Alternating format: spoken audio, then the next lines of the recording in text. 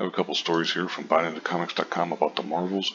Brie Larson's The Marvels predicted to have one of, if not the worst, box office grosses for the Marvel Cinematic Universe ever.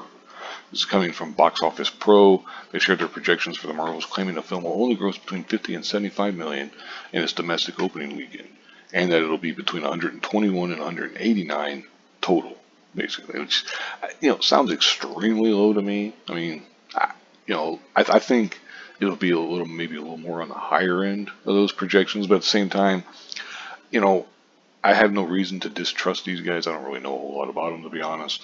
I'm initially trusting of things like this. We'll see. Plus, also, it's like you only got a couple weeks to wait anyway, I suppose, if you want to call it that. These predictions are far lower than their initial long-range predictions for Ant-Man and the Wasp: Quantumania earlier this year. And they talk about, Ant-Man, 3 and stuff, opening weekend, which did have a $106.1 million for the opening weekend, but only go on to gross 214 at domestic box office. It sounds weird saying only when you're talking about $214 million. But anyway, whatever. The production budget, it talks about that. And then it talks about the Marvels, that report about how the production is minimum 274. And this was with 9 months to go. Now, of course, they did get that $55 million tax subsidy, yada, yada, yada stuff. So we're talking about $300 million. It's going to lose money. The only question is how much, basically. Because I can see it possibly getting to like 500 million or something. It all depends. I don't know if the movie's going to be any good or not. I don't think it'll be very good, but at the same time, I don't know, so I can't say definitively. But anyway, the other story here is Brie Larson reportedly grew disillusioned, quote unquote, with Captain Marvel role. Doesn't want to play the part anymore, basically because of the backlash.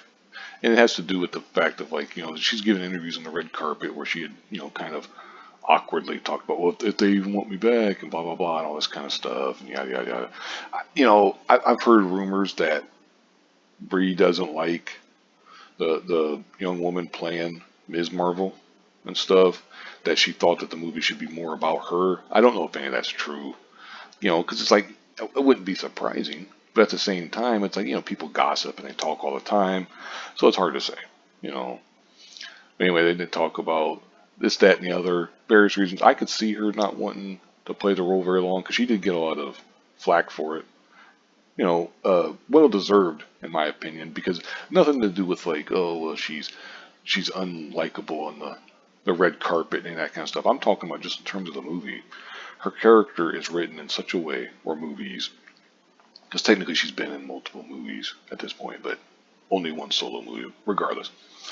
But it's like her character's written as, as Gail Simone said the other, she's a stoic and stuff, and it's like, well, kind of, but it's like, but in that sense of her being stoic, she makes that common mistake, and it's male, female, all people, of you got to play a more emotionless character, and it's like they think that that's supposed to be robotic, and it's like, to me, that is a complete misreading. Like, I'll give you an example, like in the original Hulk movie, the one that Ang Lee directed with Eric Bana. I think Eric Bana is a really, really good actor, but I thought his portrayal of Bruce Banner, it wasn't very good. I'll be generous and say that I did not like it. I thought that he did not do a good job. I thought Edward Norton did a better job. And then initially I thought that Mark Ruffalo did a better job until Ruffalo went cuckoo crazy and stuff. And just, at that point it was like, okay, I can't. Plus it didn't help that they were making the Hulk more and more and more of a joke. Like the original, even just in the Mark Ruffalo run, he went from the first Avengers movie, they almost treated him like a horror movie villain. And then all of a sudden, he's the butt of the jokes and stuff. And it's like, Anyway, I guess that's neither here nor there. I'm starting to ramble, so I should probably wrap this up here. I'll link both these articles in the description box. You can read them for yourself. It's kind of stuff we already know. This story here kind of gets into the whole thing about, they thought that they were going to have like the Trinity. Basically like they got Superman, Wonder Woman, and Batman in DC. Well, they thought that Black Panther with Chadwick Boseman, Brie Larson as Captain Marvel, and Tom Holland as Spider-Man, that they were going to be like their Trinity. And it's like, you really thought that? Like, what the hell? But anyway, whatever.